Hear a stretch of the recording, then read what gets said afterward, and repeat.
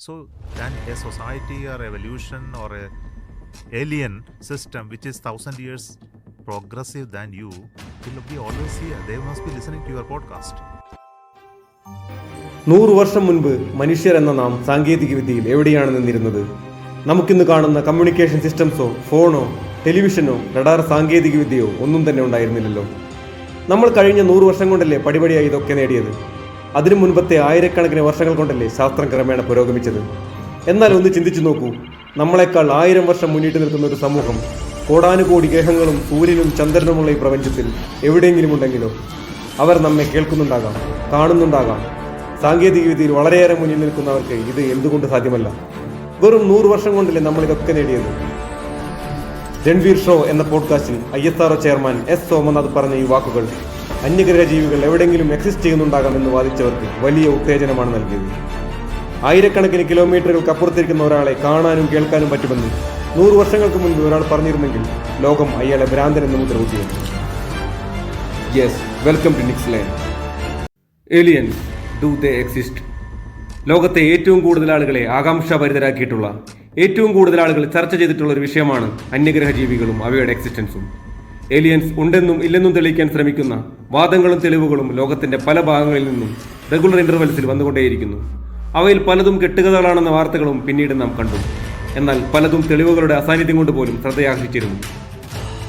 July 1947 അമേരിക്കയിൽ പല ഭാഗങ്ങളിൽ നിന്നും ആകാശത്തിൽ പ്രത്യക്ഷപ്പെട്ട UFOs അഥവാ അൺഐഡന്റിഫൈഡ് ഫ്ലൈയിങ് ഒബ്ജക്ട്സിനെ കുറിച്ചുള്ള വാർത്തകൾ വന്നുകൊണ്ടിരുന്നു. ഇതിനെല്ലാം മുന്നോടിയായത് പ്രൈവറ്റ് പൈലറ്റായിരുന്ന കെന്നത്ത് അർണോൾഡിന്റെ ഒരു സ്റ്റേറ്റ്മെന്റ് ആയിരുന്നു. അത് ഇങ്ങനെയായിരുന്നു: സിയാറ്റിൻ പട്ടണത്തിന്റെ അടുത്ത് ഒരു കുന്നിൻ മുകളിൽ തിളങ്ങുന്ന 9 UFOസിനെ ഞാൻ കണ്ടു. അവ വളരെ വേഗത്തിൽ പറന്നുകൊണ്ടിരുന്നു. അവയുടെ വേഗം 2000 km/h അടുത്തായിരുന്നു.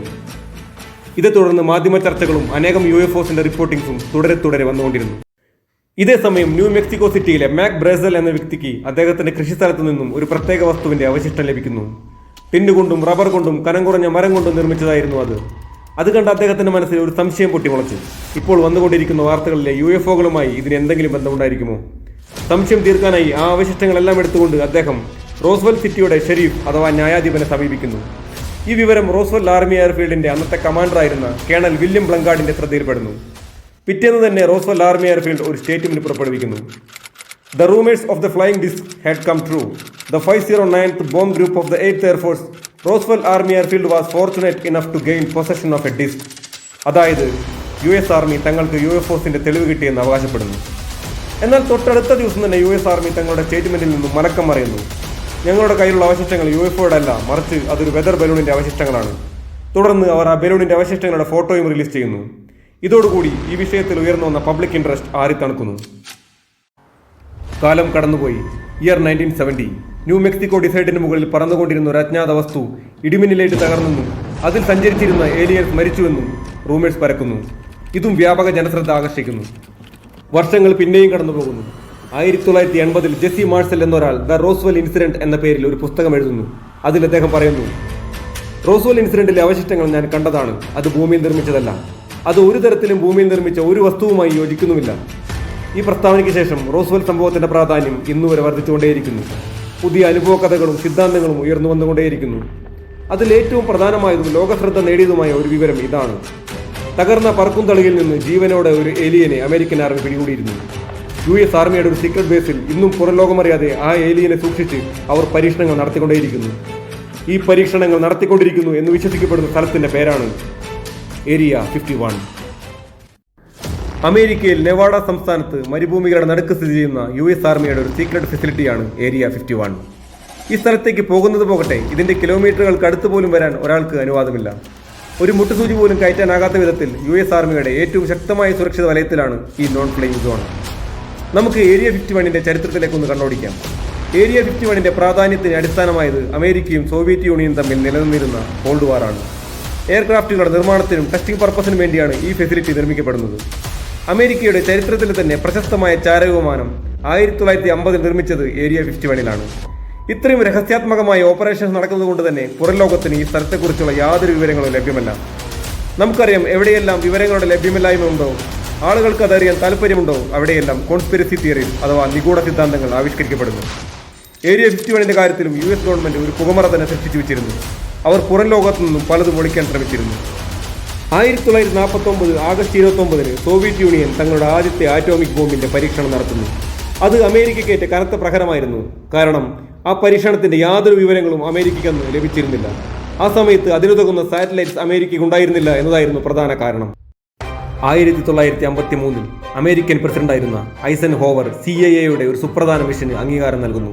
അതിന്റെ പേരായിരുന്നു പ്രൊജക്ട് അക്വാട്ടോൺ. $22 മില്യൺ ചിലവ് വരുന്ന ഈ പ്രൊജക്ടിന്റെ പ്രധാന ലക്ഷ്യം മണിക്കൂറിൽ 4800 കിലോമീറ്റർ വേഗത്തിൽ സഞ്ചരിക്കുന്ന, ഇതിനിടയ്ക്ക് റീഫില്ലിങ്ങിന്റെ ആവശ്യമില്ലാത്ത 320 കിലോഗ്രാം ഭാരമുള്ള ക്യാമറ വഹിക്കാവുന്ന, 21,000 മീറ്റർ ആൾട്ടിറ്റ്യൂഡിൽ പറക്കാൻ കഴിവുള്ള, യാതൊരു റഡാറിന്റെയും ആന്റി എയർക്രാഫ്റ്റ് മിസൈലിന്റെയും കണ്ണിൽപ്പെടാത്ത ഒരു എയർക്രാഫ്റ്റ് നിർമ്മിക്കുക എന്നതായിരുന്നു.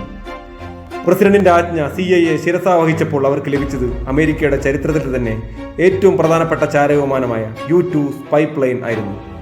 ഈ ചാരവിമാനത്തിന്റെ സഹായത്തോടെ ഏതാനും വർഷങ്ങൾ അമേരിക്ക വിജയകരമായി സോവിയറ്റ് യൂണിയന്റെ മേൽ ചാരവൃത്തി നടത്തി. എന്നാൽ 1960 മെയ് 1 അത് സംഭവിച്ചു. സോവിയറ്റ് യൂണിയന്റെ എയർ സ്പേസിൽ വെച്ച് അമേരിക്കയുടെ U-2 സ്പൈ പ്ലെയിൻ സോവിയറ്റ് യൂണിയന്റെ മിസൈൽ ആക്രമിച്ചു വീഴ്ത്തുന്നു.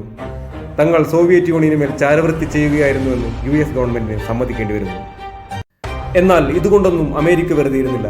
വീണ്ടും കൂടുതൽ മികച്ച ഒരു സ്പൈ എയർക്രാഫ്റ്റ് നിർമ്മിക്കാൻ അവർ മിലിറ്ററിക്ക് മേൽ സമ്മർദ്ദം ചെലുത്തുന്നു. അതിന്റെ ഫലം അത്ഭുതകരമായിരുന്നു. ലോക്ക്ഹെഡ് SR-71 ബ്ലാക്ക് ബേർഡ് എന്ന ചാരവിമാനം പിറവിയെടുക്കുന്നു. മണിക്കൂറിൽ 3400 കിലോമീറ്റർ വേഗത്തിൽ സഞ്ചരിക്കുന്ന, 24,000 മീറ്റർ ഉയരത്തിൽ പറക്കാൻ കഴിവുള്ള, ഒരു മിസൈലിന്റെയും പരിധിയിൽപ്പെടാത്ത, ഇന്നുവരെ ലോകത്തിൽ നിർമ്മിക്കപ്പെട്ടതിൽ ഏറ്റവും മികച്ച ചാരവിമാനം. ലോകം കോൾഡ് വാറിന്റെ സാഹചര്യങ്ങളിൽ ചാഞ്ചാടിക്കൊണ്ടിരുന്നപ്പോൾ അമേരിക്കയ്ക്ക് ഈ ചാരവിമാനത്തിന്റെ സാന്നിധ്യം സോവിയറ്റ് യൂണിയനിൽ നിന്നും മറ്റു ലോകരാജ്യങ്ങളിൽ നിന്നും ഒളിച്ചുവെക്കേണ്ടത് അനിവാര്യമായിരുന്നു. CIA UFOകളുടെ വാർത്തകൾ പടച്ചുവിട്ടും കിംവദന്തികൾ പരത്തിയും അത് മനോഹരമായി സാധിച്ചെടുക്കുന്നു. 1970 ന്യൂ മെക്സിക്കോ ഡിസൈഡിന് മുകളിൽ അതിവേഗതയിൽ പറക്കുന്ന ഒരു അജ്ഞാത വസ്തു ഇടിമിന്നലേറ്റ് തകർന്ന വാർത്തകൾ വരുന്ന സമയത്താണ് CIA ബ്ലാക്ക് ബേർഡ് സ്പൈ എയർക്രാഫ്റ്റിന്റെ പരീക്ഷണങ്ങൾ നടത്തിക്കൊണ്ടിരുന്നത് എന്നത് ഇതിനോട് കൂട്ടി വായിക്കേണ്ടതാണ്. ഏരിയ 51ന്റെ നിഗൂഢത വർദ്ധിപ്പിക്കുന്നതിൽ ഏറ്റവും കൂടുതൽ പങ്കുവഹിച്ചത് ബോബ് ലാസർ എന്ന വ്യക്തിയുടെ സ്റ്റേറ്റ്മെന്റുകളായിരുന്നു. കോൺസ്പിരസി തിയറിസ്റ്റ് ആയ ഇദ്ദേഹം 1989 താൻ ഏരിയ 51ലെ സെക്ടർ 4ൽ ജോലി ചെയ്തിരുന്നുവെന്ന് പ്രസ്താവന ഇറക്കുന്നു. താൻ ഒരു ഏരിയൻ സ്പേസ് ക്രാഫ്റ്റിലാണ് ജോലി ചെയ്തിരുന്നതെന്നും ഏരിയ 51ൽ അന്യഗ്രഹ ജീവികളുടെ മേൽ അനേകം പരീക്ഷണങ്ങൾ നടത്തുന്നു എന്നുമായിരുന്നു ഇത്. 2013 ജൂൺ മാസത്തിൽ CIA freedom of information act പ്രകാരം ഏരിയ 51നെ സംബന്ധിക്കുന്ന അനേകം രേഖകൾ ഡീക്ലാസിഫൈ ചെയ്ത് പുറത്തുവിടുന്നു. ഈ മിസ്റ്റീരിയസ് പ്ലേസിനെ കുറിച്ചുള്ള ജനങ്ങളുടെ സംശയങ്ങൾ ഇല്ലാതാക്കാനായിരുന്നു ഇത്. 2017ലും 2021ലും ഇതിന്റെ തുടർ രേഖകളും പുറത്തുവരുന്നു. US ഗവൺമെന്റ് UFO എന്ന പേര് തന്നെ മാറ്റി ഇത്തരം വസ്തുക്കളെ ഇപ്പോൾ വിശേഷിപ്പിക്കുന്നത് UAP, അതായത് അൺഐഡന്റിഫൈഡ് ഏരിയൽ ഫിനോമിന എന്നാണ്.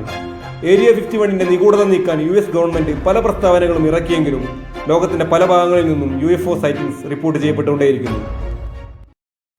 മരണത്തിനു ശേഷം ജീവിതമുണ്ടോ എന്ന ചോദ്യം പോലെ അന്യഗ്രഹ ജീവികൾ ഉണ്ടോ ഇല്ലയോ എന്ന് നമുക്കും ചോദിച്ചുകൊണ്ടേയിരിക്കാം.